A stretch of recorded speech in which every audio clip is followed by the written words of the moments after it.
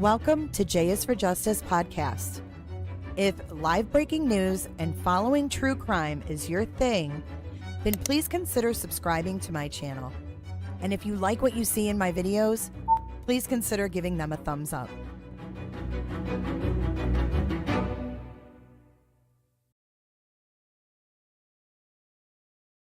Hello. Welcome back, guys. Welcome back to J is for Justice. My name is Jay. I am your host. Welcome to my channel. If you haven't hit that like button, please do so now. If you would be so kind. Hello, Siobhan. Hello, Olive and Angie B. Olive Juice. Who else we got here? Creole Ministry. Thank you for coming in today. Hey, Froggy. Hey, Potato. Lovey. Leeds from England. Good to see you. Hope you guys are having a good Saturday. It is actually really, really nice out here today. It's beautiful in Florida. It is officially like fall winter here. It's really nice out. But today my daughter's coming over to do her laundry, so I want to spend some time with her this afternoon. So I'm glad we're doing this now. It's not going to be a very long live. It'll be like an hour at tops. So I just wanted to go over this, get y'all's opinion, see if you guys think that this is a confession from Stephan. Welcome in, Lilith. Welcome in. So what we're going to do first is we're going to read the poem, and then we're going to read the incident reports from the jail, because this was found in a book in Stephan Stern's cell. So basically what happened was They checked his cell. They did a cell check, and we'll read through the actual reports, but they saw these papers in a Bible. Hey, Flo. Hey, Rico. Thanks for coming in. Hey, Steph. So they basically were doing a cell check, and they saw these, they said yellow papers, but these don't look yellow to me.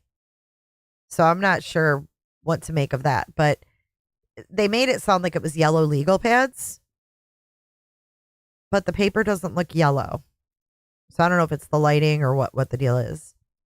But you guys are going to have to vote and let me know if you think this is him confessing in a way that he didn't, maybe think that anybody would see, or anything like that. So the outside of it says, for Maddie, with a heart. And then here is the poem. It says, always. Your hair was like honey, with eyes stormy blue. Gone far too soon. I will always miss you. Your smile was a treasure. Your laughter filled the room. This world is not the same. I will always miss you. I loved you so much. I would have died for you. With no end to my tears, I will always miss you. As I held you in my arms, my heart died with you. Rest in peace, sweetheart. I will always miss you. With a heart. So this poem has been out for a while. We just didn't know who wrote it, who it was to. I mean, we knew that he wrote it, but we didn't know exactly who it was to. But now we have more context from these reports from the jail. So let's get those up, and then we're going to kind of dissect it as we go through. Yeah, it's sick. He's a sick fuck. Absolutely a sick fuck. No doubt about it. I mean, if anybody deserves the death penalty, it's this guy. I mean, I think we can all agree on that. Okay, so let's get this up here.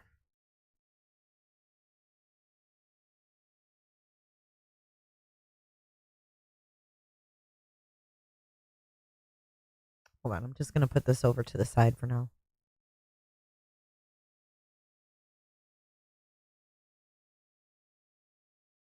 Okay, this is the first one. Osceola County Corrections Department Incident Report. Type of incident, informational. Date of incident was 7/29/2024 at 14:50 hours.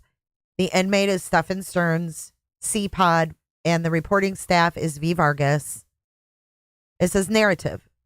On the above date, hold on, let me look at it on here because I'm blind as a bat. I'm blind as a bat.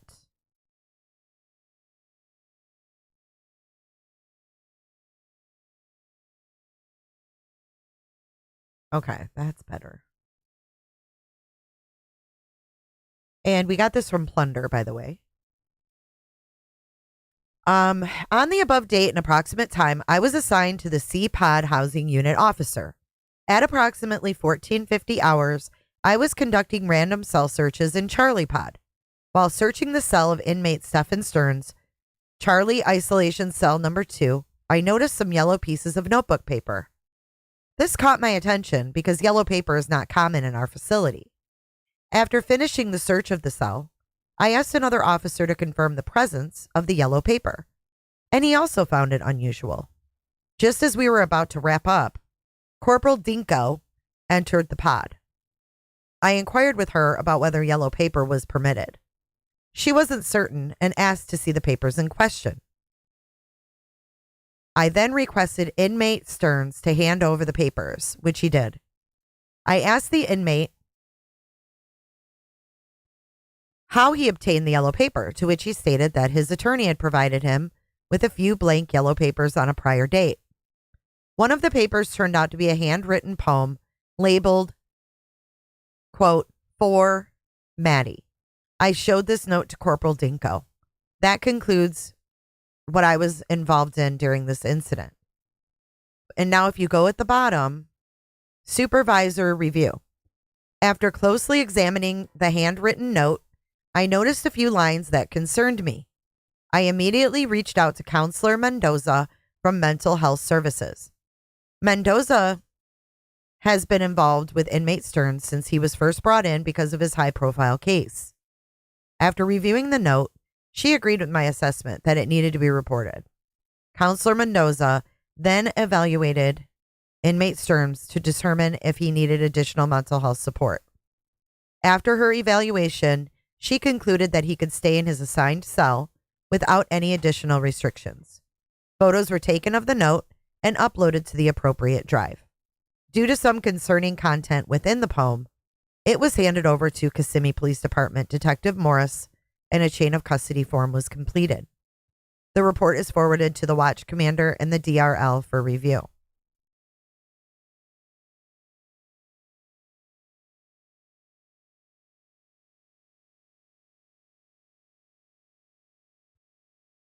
And then here is the property and evidence chain of custody form. It says handwritten note given to supervisor, and then handwritten note handed over to detectives. So, thank God they turned this over and paid attention to the wording in it, right? Just her name on the paper is a red flag. And then here's copies of it. Now, the other report, hold on. I thought there was two of them. Hold on.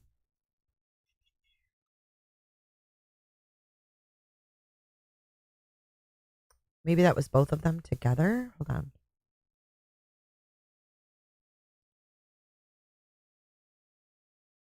I'm just making sure that we have them all pulled up. That one. Oh, yeah, there is another one right here.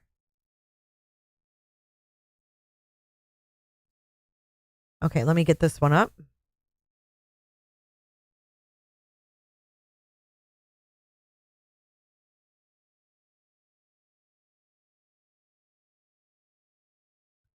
All of a sudden, I smell onions. Like really, really strong smell of onions. I don't know why. Weird. Where the hell is it? Is that it?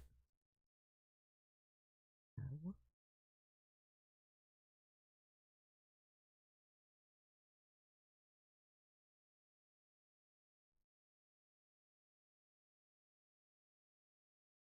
This is it right here.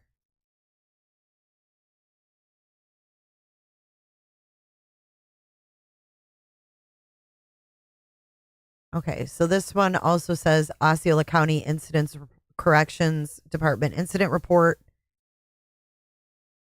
And the narrative on this one is from reporting staff named Rourke. Narrative. On the above date and approximate time, inmate Stearns was placed on blank status.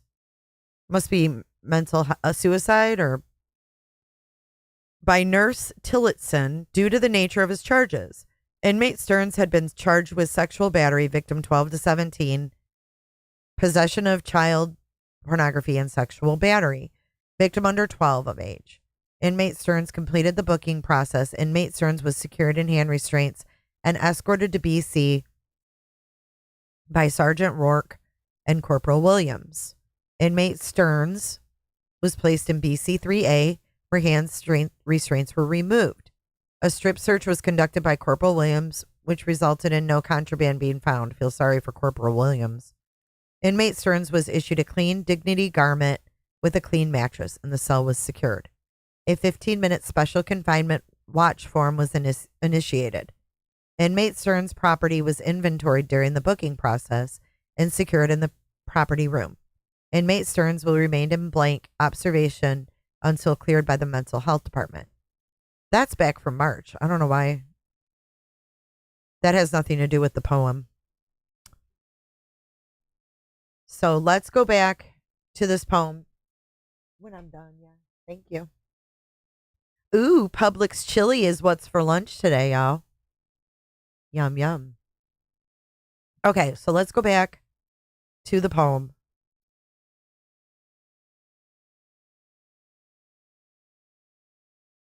And let's think about what we know about this case. And I know it's disgusting, but I'm going to go through it line by line and we're going to talk through it because there's things that we know that we can put together based on what we know from that morning that Madeline was reported missing. So the first couple lines, your hair was like honey, eyes stormy blue. We know that describes Madeline to a T.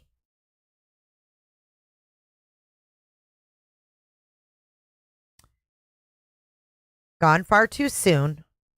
Gone far too soon. Which makes you think, if you were, like, what is it? Gone far too soon. Like, she didn't have to go. Like, it wasn't an accident. It wasn't like she got in a car wreck. Gone far too soon. Like, it was out of his control. And then this part, your smile was a treasure. Your laughter filled the room. It makes me sick. Thinking of all those photos that they found of her. I loved you so much. I would have died for you.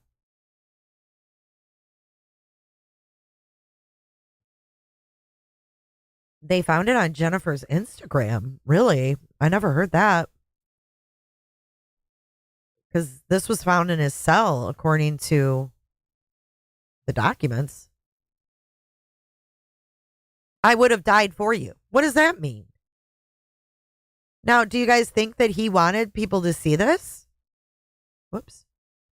Do you guys think that he wanted people to see this or no? Because he had it hidden in a Bible.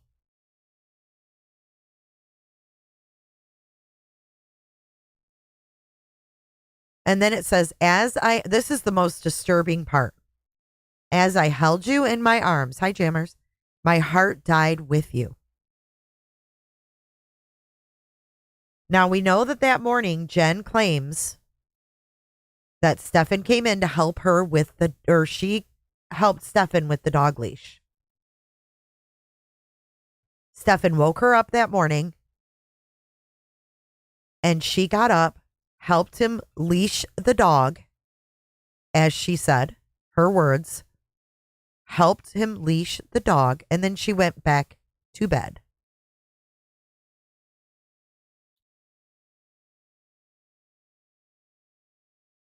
As I held you in my arms, my heart died with you. Danny says 100% he wanted them to see it. Okay, hold up. Let's do another poll. Do you think Stearns wanted this found? Because why would he write for Maddie on the outside? Like, Maddie's gone, dude. What are you? That's a total red flag. So if anybody in the prison sees that, I mean, this is the girl that you are in jail for molesting and murdering.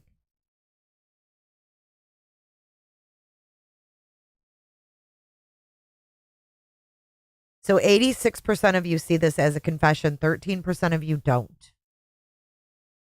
Do you guys think that Jen had any part in the murder of Maddie? Sounds to me, Candy Wrapper says, like he's confessing or wants to get caught. You know, one could only hope that he will plead guilty. One could only hope. Hey, Mesera. Right. To absolve his conscience. Did he get it out on paper? Because if you look close, check this out, guys.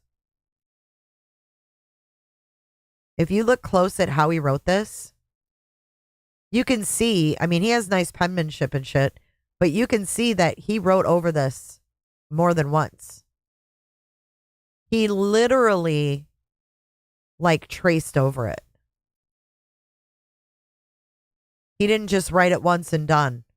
This motherfucker, like, traced over it more than once. Happy Saturday, Island. That's what I'm wondering, Crow. She helped him leash the dog. Is there any proof that he took the dog out that morning? Is there any proof of him taking the dog out that Jen helped him with the leash? That's what I want to know. Is there any Ring doorbell footage of Stephan walking the dog that morning? Because you know what creeps me the freak out? Are those pictures of the inside of the Stearns Lincoln that has the damn dog leash thing around the headrest where she was sitting. Remember the leash around the headrest? 79% of you think he wanted this found. He's obsessed, probably reliving all kinds of ish. Probably. Ministry said, I told you before, I believe Jen knew it and let it happen.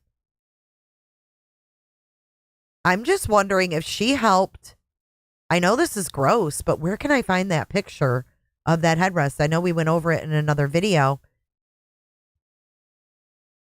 But he had that dog leash around the headrest where she was allegedly propped up.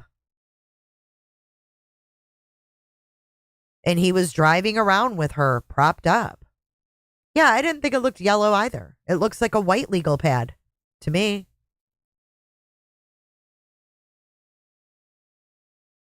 He's never mentioned walking the dog. Danny Dan says, I don't think this creep has the stones to strangle anyone, especially not his love. Christola thinks that Jen's lying about something.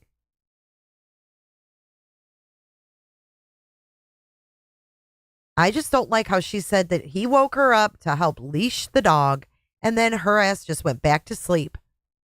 And then she went to the doctor.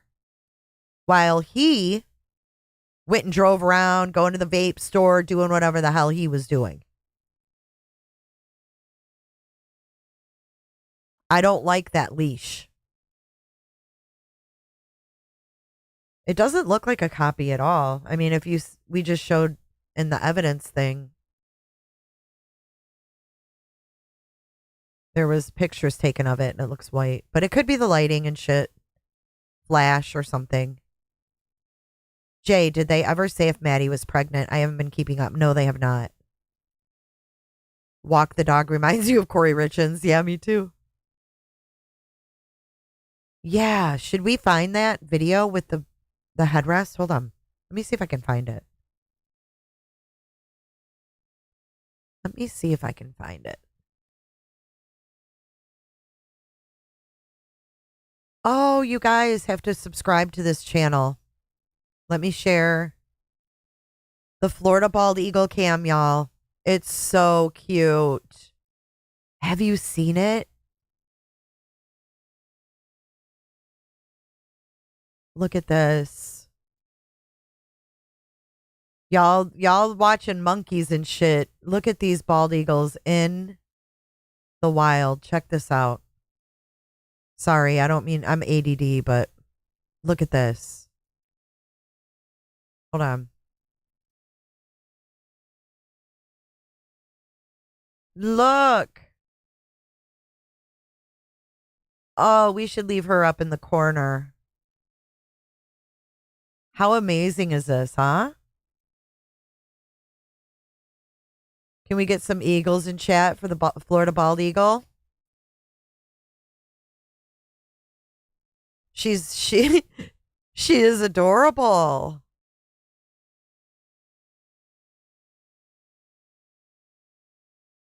Well, I think definitely Jen was jealous because Jen said she didn't want it to be a Woody Allen situation. Here, let's mute her. She didn't want it to be a Woody Allen situation, she said, which is disgusting because we should do a deep dive on Woody Allen. I know that he married his stepdaughter and everything, but I don't know the whole story. It was kind of before my time, if you will.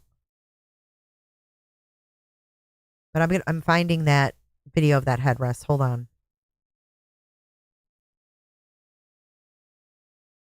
Bear with me.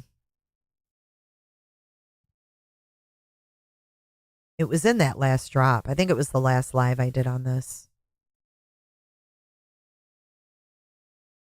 Look at her. Is she amazing? Look at all the eagles. Where's Black Eagle today? We need Black Eagle in chat. That'll keep you guys occupied while I look for this. The shock. Is it in the parent decision coin one? New docs. It's got to be this one. Hold on. I'm looking. It is. I found it. I found it. Thanks to Plunder yet again. I found it. I found it straight away, too.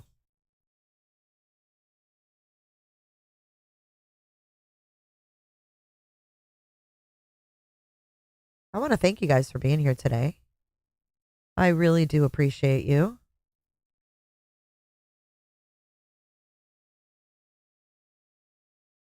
Okay, here we go. There it is. There's that freaking leash.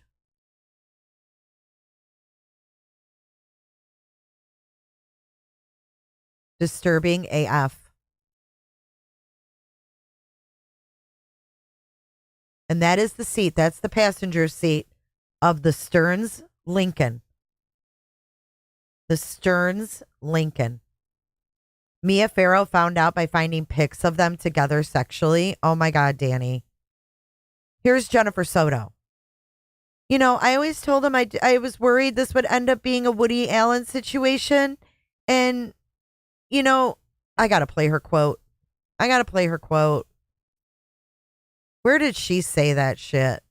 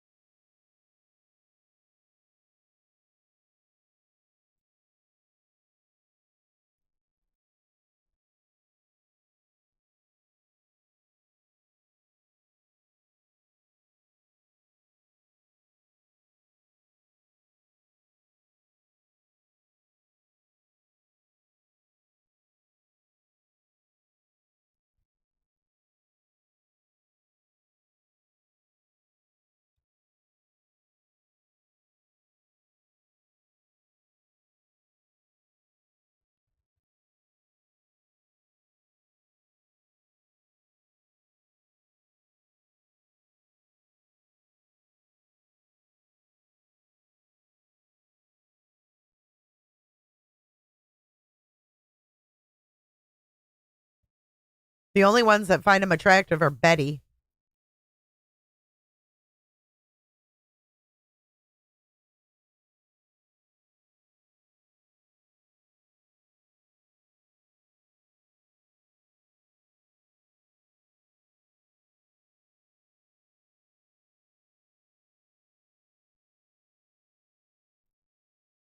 Okay, there you go. There's a better look at the leash. Thanks for being here, Evelyn. Good to see you. Happy Saturday. Candy wrapper. Like I said, Jay Justice, are you wondering if Stephan strangled Maddie with the dog leash? Yeah, I'm wondering who strangled her with the dog leash, to be honest. I'm wondering, did Maddie fight back? Did Maddie fight her attacker? Did someone have to hold her down? I don't know. I think the leash was in the car too, but I think they used it. I'm not saying it was put there by him. But how do you hold up a dead body? Like how do you prop a dead body in a car seat? I have a feeling they use this. How else can you get a dead body from totally falling over? I mean, you could seatbelt her in, but this creeps me out. I don't know. I don't like it. I don't like it. But let's see if we can find Jen Soto making that comment because I know people have talked about it.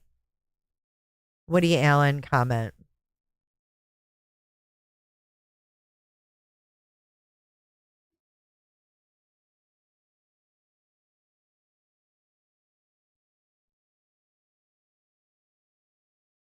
33 minutes long. This can't be the Woody Allen situation. Let's see. Grizzly has it.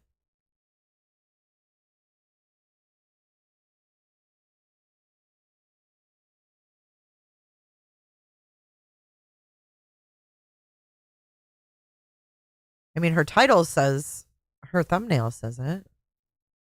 Woody Allen situation. Here we go. Let's listen to this from Grizzly. Grizzly and Sunny Slaughter. What a name, huh?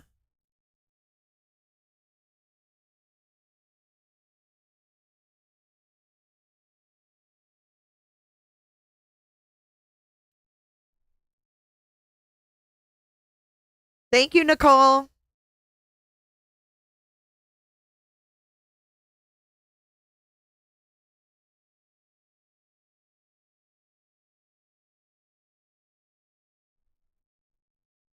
Mm.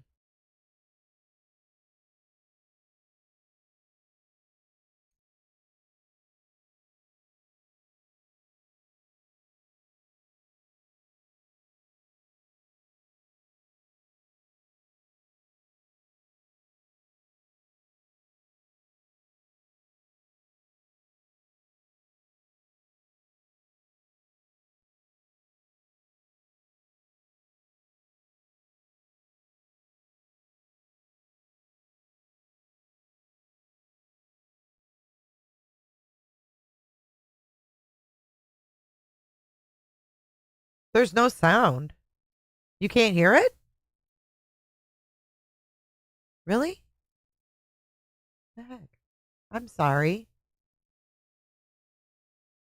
I am so sorry. My jaw was on the floor when I heard that. That's the part. She had preconceived notions and a conversation with him about Woody Allen and not to do that to her. That is very telling that she even thought. And she says, my mom said not to trust men. If that's what you see how counterintuitive that those two things are. Your mom says this, and that's what you believe. You think about Woody Allen with this individual, and yet you do the opposite. You trust him with your daughter. This is not an infant. You know, infants different. You're in the bed. You know, you might put an infant in bed. My kids did sometimes, but they also had their own rooms. But not with somebody that was not their father. You know, well, Charles wasn't her biological father, but you all get what I'm saying. It is. She knew that for me, that one statement alone says she knew. She was jealous. She saw some grooming. If she didn't know for a fact, she suspected. She suspected. And she was thinking that the older Maddie got, the more he would want her. Mm-hmm. And do you think she had something to do with it? I wonder, because she also told Maddie, she threatened that when you turn 18, she's basically going to disown her. So isn't it interesting if you pair that with what she just said? I'm sure everybody knows about the Woody Allen situation, right? That he married his... So Mia Farrow and Andre Previn adopted children, and then he had a relationship with Woody Allen. Then Woody Allen developed a relationship with that adopted child and then married the child. Like, oh my goodness. So that's what Jen is referring to. And she's I was always telling them about word fear, is that what she's basically saying is that Stephan and Maddie are going to end up together and they'll get married. What? And somebody said in the comments that Woody Allen messed with Dylan too. So, you know, sometimes predators have a predilection for a particular gender, or they focus more on the age of the child regardless of gender. Ugh, who's Dylan? Woody Allen. Is he dead or alive, man? I am disgusted by Woody Allen. Maddie's cause of death is strangulation. And she had damage to her hyoid bone, which is evidence of being strangled. Jen Soto said that Stephan came in the bedroom and asked her to help leash the dog. Her daughter is strangled. If your hyoid bone is damaged, that is usually a sign that you've been strangled. Poor Maddie. Poor Maddie. So do you agree with that? I think her mother knew. And if she didn't,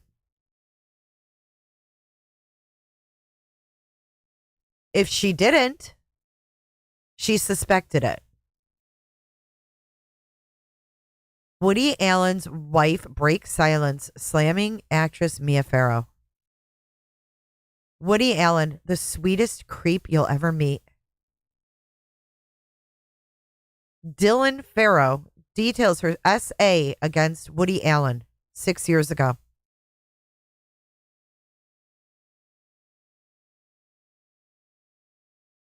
This is disturbing. Woody Allen married his daughter. The unconventional story of the filmmaker and the woman who has been his wife for more than 20 years. It was the scandal of the decade. The tabloids reported that Woody Allen had started a relationship with his daughter. In the midst of the shock, there was Mia Farrow, who had been the filmmaker's partner and the mother of the young girl. But what really happened between them all, and what ties really bind them? The details could leave many with their mouths open. It was in the late 1970s when Woody Allen and Mia Farrow began their relationship and became one of the most mediatic and powerful couples of the time. Farrow had just ended her marriage to musician Andre Previn, with whom she had adopted a little girl from South Korea. Her name was Soon Yi. During the 12 years that the actress and the director shared, they enlarged the family by adopting 2 more children. Then, in 1987, Sacha Ronan, Woody Allen married his daughter. It was just a short. That is disturbing. Woody Allen's marriage has gone beyond just creepy. Iconic filmmaker Woody Allen has been married to Soon Yi Previn for decades. But there are some strange aspects to this coupling. Their union gives new meaning to the term blended family, and get this, she doesn't even care for his movies. Here's everything you need to know about this odd match. Woody Allen supposedly saw no problem dating Soon Yi Previn, his ex-girlfriend Mia Farrow's adopted daughter from Korea, because she wasn't a biological child and because he and Mia Farrow had never married. Farrow had adopted Soon Yi with her boyfriend before Allen, Andre Previn. How can they marry their step-siblings? I'm not her brother, and I never was. Except for that 1 year. It's exactly what Woody Allen did. Allen told Time, Oh my I am God. not Soon Yi's father or stepfather. I never even lived with Mia. I've never in my entire life slept at Mia's apartment, and I never even used to go over there until my children came along. Oh, so that makes it okay. So that's how he justifies it. I was not a father to her adopted kids in any sense of the word. There's no downside to it. The only thing unusual is that she's Mia's daughter. But she's an adopted daughter and a grown woman. I could have met her at a party or something. Previn echoed that rationale, telling Time, to think that Woody was in any way It doesn't matter if she was an adult when he got with her. No. No, just no. Hello, Heavenly. Happy Saturday. father or stepfather to Well, me. this is why, you know what? That's why freaking Jen, in my opinion, told Maddie when she was 18, she had to get out. She said, when you're 18, you're out. I think that she knew Stephan and Maddie had a boyfriend-girlfriend relationship. I think she knew. I think she knew. And she ignored it. And she thought that she could stop it and make it go away. I'm telling you, I think she knew. You would not ever, in a million years, ever think that your boyfriend would want to run away with your daughter if you didn't know something was going on. Kelly says, I wonder if he wanted it etched into the page underneath just in case it wasn't found, but someone could sketch over if the blank page was found. Maybe. Like, there is just no way that your freaking mind would go there.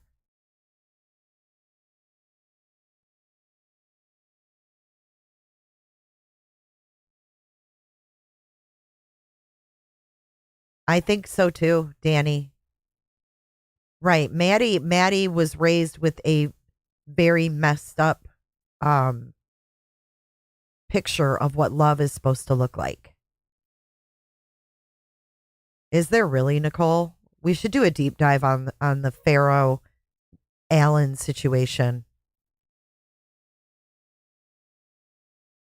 And like, how do you go from being with, having a stepdad, even if he didn't live with you, he's still stepfather, whatever.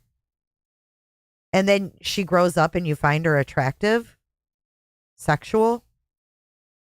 You look at that child that you met and knew as a child, and you now look at her as a sexual. No, that doesn't just fucking flip a switch when you turn 18. That guy was either doing something or looking before she was an adult.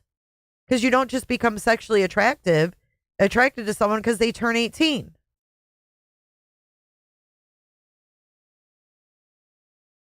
Well, yeah, I'd be weird too if I was groomed by Woody Allen. Wouldn't you be weird? Or are you talking about the mom? To say that Woody Allen comment and then send them to sleep together in room number 4. Jen knew and was only scared Stephan and Maddie would leave her behind. I agree, Akira. I agree. It's sick.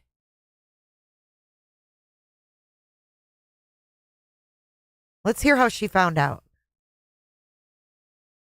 It says Mia Farrow finds out.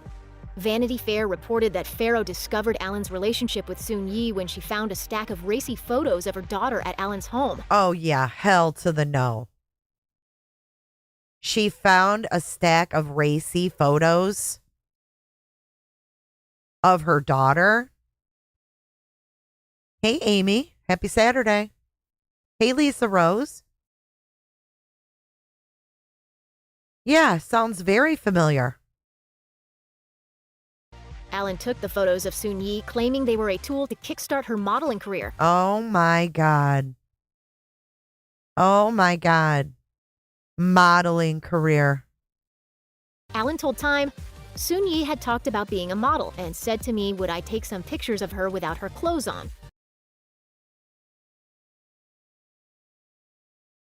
And this guy didn't. How old was she in these pictures?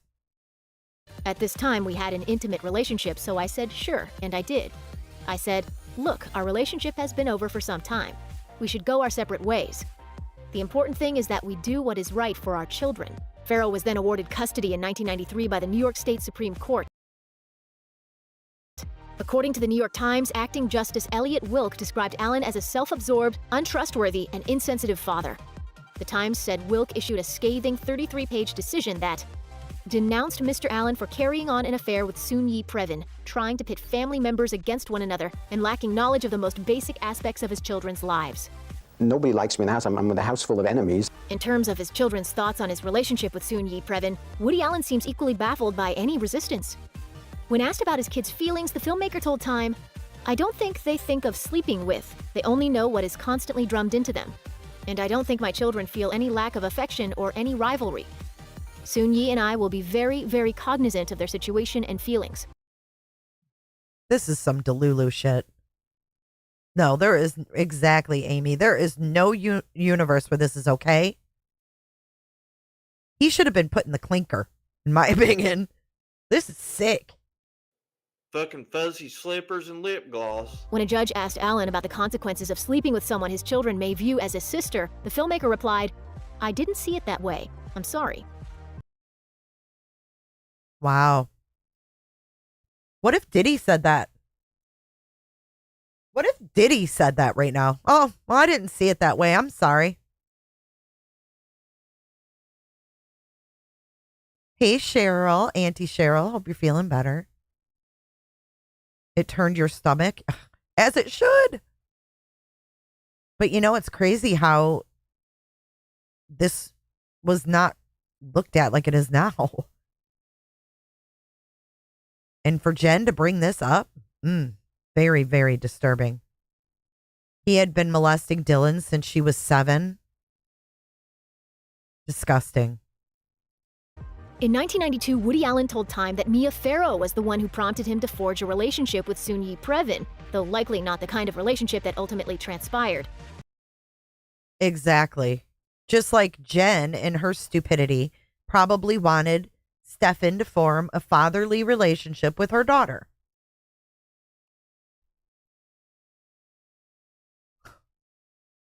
Mia had encouraged me to get to know her.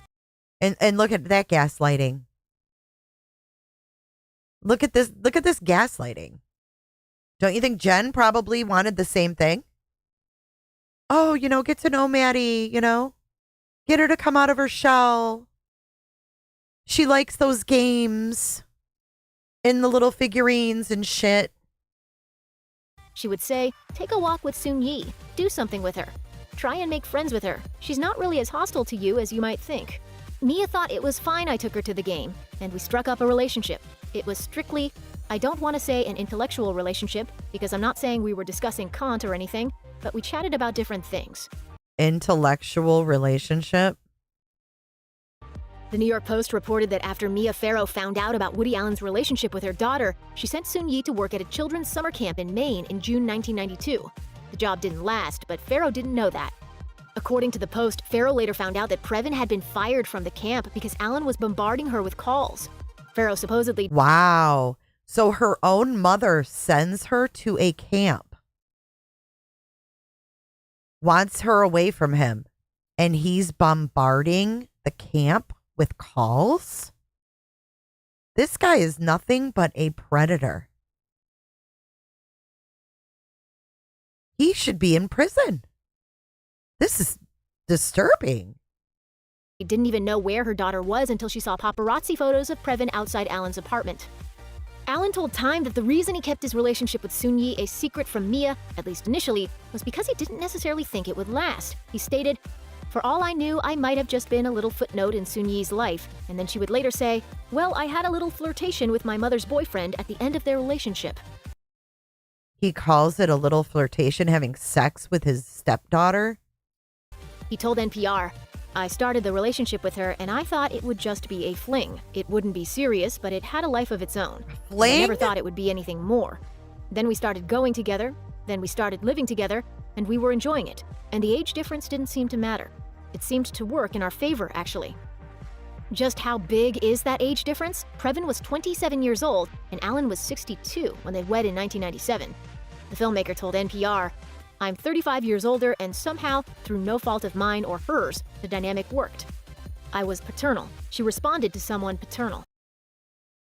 That, my friends, is called grooming.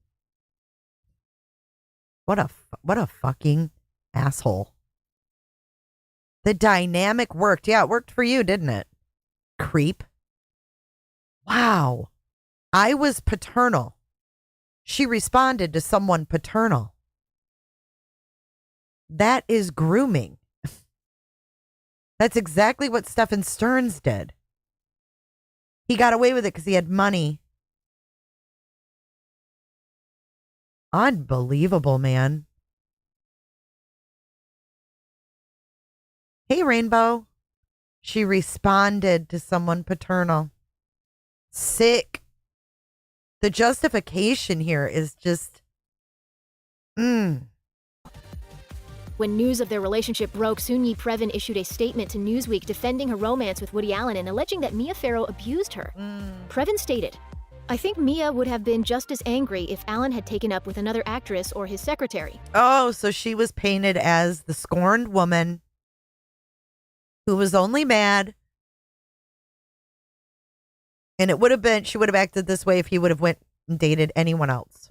"I'm a psychology major at a college who fell for a man who happens to be the ex-boyfriend of Mia. I admit it's offbeat, but let's not get hysterical. The tragedy here is that because of Mia's vindictiveness, the children must suffer. Wow. I will always have a feeling of love for her because of the opportunities she gave me, but it's hard to forgive much that followed." Soon-Yi Previn's statement was powerful, but some insiders believe those eloquent words actually belonged to Allen. One source told Sounds Vanity like his Fair, gaslighting. "Soon-Yi doesn't know half those words, what they mean." Woody Allen seemed baffled at the backlash he faced over his romance with Soon-Yi Previn, and he was especially taken aback at the notion that Mia Farrow may not adapt well to the relationship. After Farrow found out about Alan's relationship with Previn, sources told Vanity Fair that he broke down sobbing and asked Farrow to marry him, allegedly saying the affair with her daughter was probably good for Soon-Yi's self-esteem. What? He said that the affair with the girl was good for her self-esteem? Playwright pal Leonard Gershie, who was Farrow's next-door neighbor in New York, told the magazine, Alan's whole attitude about it was as though it were a breach of etiquette. Farrow couldn't believe what was coming out of him, and then she slapped him. Speaking to The Hollywood Reporter in 2016, Woody Allen talked about his wife's past. She had a very, very difficult upbringing in Korea. She was an orphan on the streets, living out of trash cans and starving as a 6-year-old, and she was picked up and put in an orphanage. He seemingly left out the part about Mia Farrow adopting Soon-Yi Previn, opting to give himself a lot of credit instead. And so I've been able to really make her life better. I provided her with enormous opportunities, and she has sparked to them. She's educated herself, got a college degree, and went to graduate school, and she has traveled all over with me now. She's very sophisticated. She has just become a different person. So the contributions I've made to her life have given me more pleasure than all my films. Ugh, gross. Gross, gross, gross. Is he still? Yeah, someone said he's still alive. Let's see.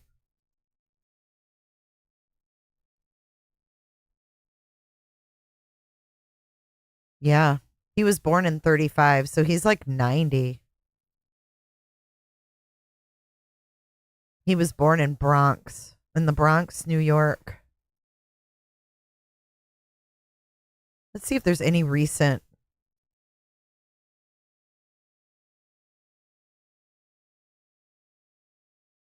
He's still making films? He's still making films. He's considering retirement. Woody Allen considers retirement. This is in 2023. He absolutely is admitting it.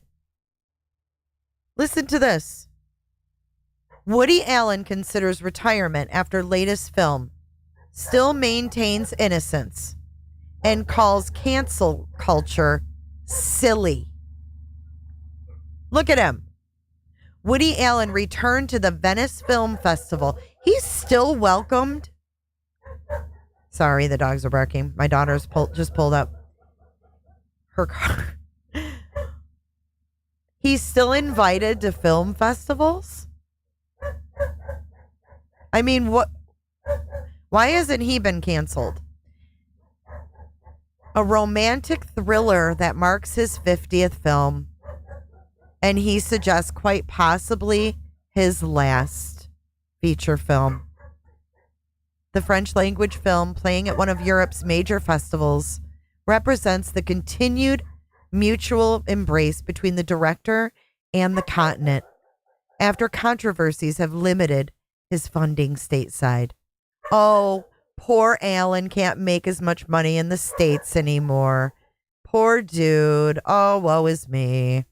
This accounts for his pondering retirement. Alan, they're happy that their sissy's here. He made a new movie this year. Oh, hells no.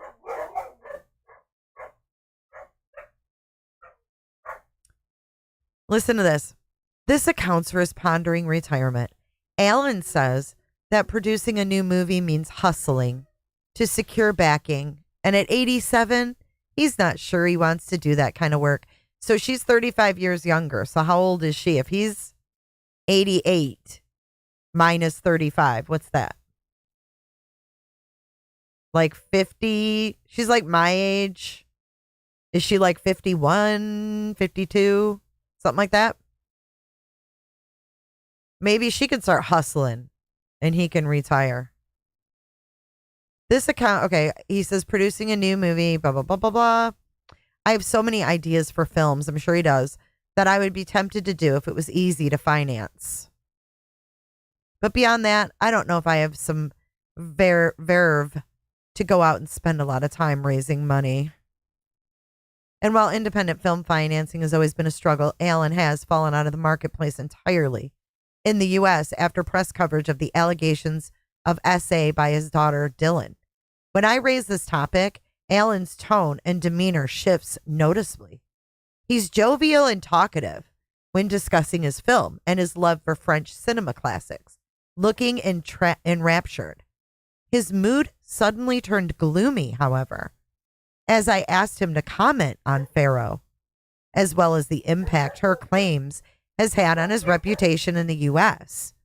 By the end of our interview, Allen became pensive, gazing off into space. It was a startling shift from a director who'd been an open book about his influences and his work. Our conversation has been edited for length and clarity. So, yeah. You've said you're an advocate of the Me Too movement. Do you stand by that? He says, I think any movement where there's actual benefit, where it does something positive, let's say for women, is a good thing. When it becomes silly, it's silly. I read instances where it's very beneficial, where the situation has been very beneficial for women, and that's good. When I read some of the instances in a story in the paper where it's silly, then it's foolish. Wop, wop, wop, wop. He says, it's silly, you know, when it's not really a feminist issue or an issue of unfairness to women, when it's being too extreme and trying to make it into an issue. In fact, when most people would not regard it as any kind of offensive situation. Please, he's still making excuses. I wonder if the song they'll play, because he's probably not going to live too much longer. So I wonder if the song they'll play at his funeral is going to be in A minor. What a sick asshole. I don't care if he's 90 or not. Just bogue. Just bogue. And I think that's a wrap, guys. Let's see what you guys, this poll. 59% of you think that Stearns wanted that found. That kind of solidifies what I think too, that you guys would think that this was a confession of sorts. Will he throw Jen under the bus? That is what we wait to see. The first trial for Stephan Stearns begins in the spring for the child porn. And then the murder trial, I believe, is set for September. I'm not really sure. Yeah, he's your father's age. Yeah, my dad was born in 33. He was born in 35. So, and this is the Southwest Florida Eagle Cam. If you guys want to subscribe to it, there's 500 people watching this baby right now.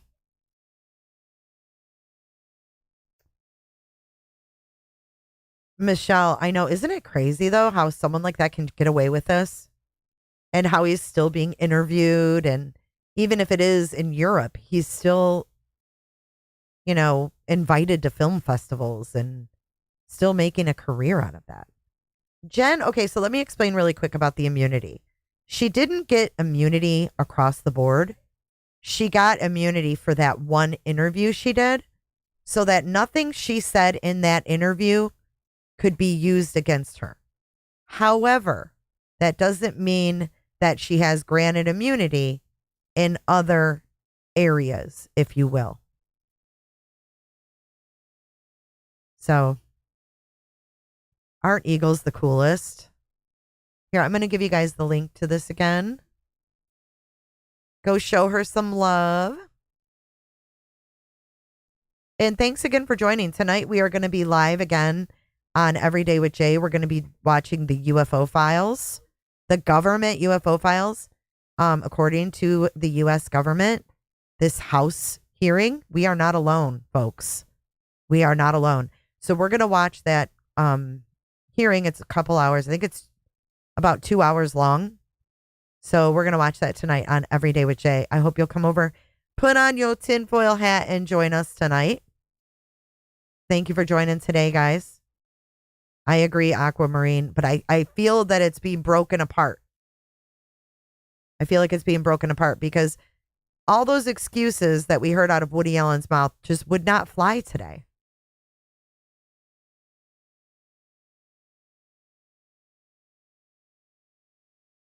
Other areas, can you give an example? What do you mean? What does that mean? Thank you, NH. I'll be doing her laundry, which is fine with me. Yes, get some tinfoil hats. Get your tinfoil hats ready for tonight. It'll be a fun stream. You guys have a great rest of your Saturday as well.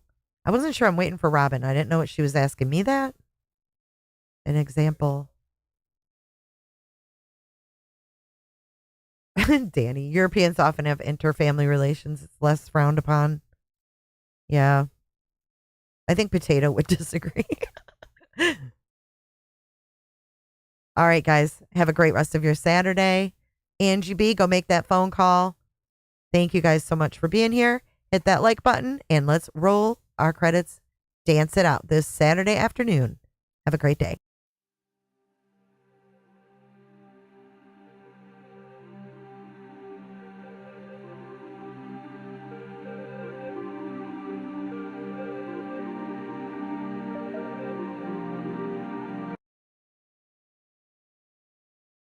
Did I just see empty credits?